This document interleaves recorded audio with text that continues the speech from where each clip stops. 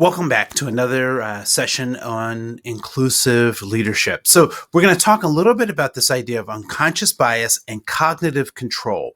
Lots of studies, and we'll have a lot of collateral pieces around unconscious bias and how you can find out about an unconscious bias and what do you do about it.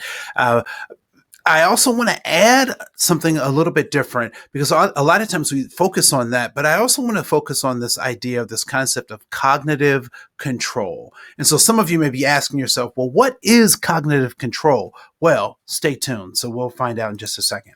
So our agenda is really simple. We're going to talk about what implicit bias is or unconscious bias, because there's a difference between those two things. What is cognitive control and what's up with my brain? So unconscious bias and cognitive control.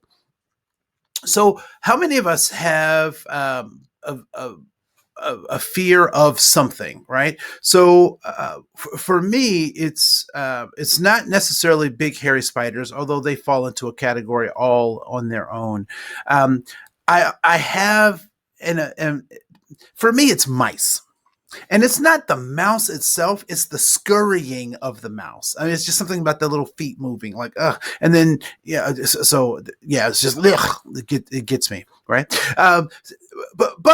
So I have this fear that for whatever, I don't care what other people think about my little thing, right? I don't care what other people think about it. However, I do have to engage in cognitive control when that happens, right? So I have to engage, I have to problem solve. How do I make the best out of this decision, or not this decision, but this situation, so that I can get the outcome that I want? And so that's what we're talking about in terms of cognitive control. And we'll talk a little bit more about why and how in just a second.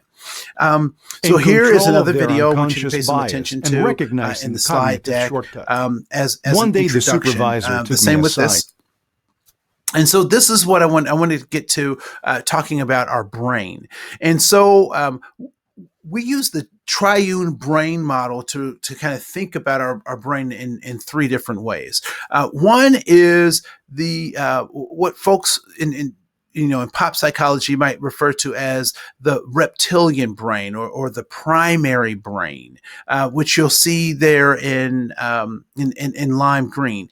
And in that part of the brain, basic functions exist. So blinking, respiration, breathing in and out, the need for food and safety and those things are there. In the purple part of the brain, which we'll refer to as the mammalian part of the brain, this is where emotions live, our feelings, our attachments to folks or to things are caught in that part of our brain. Primary brain, or reptilian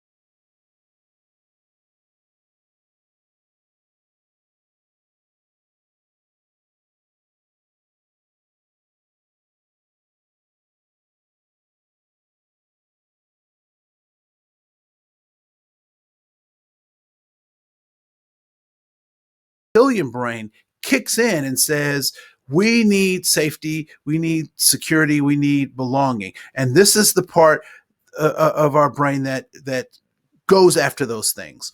However, the other two parts of our brain also can play a role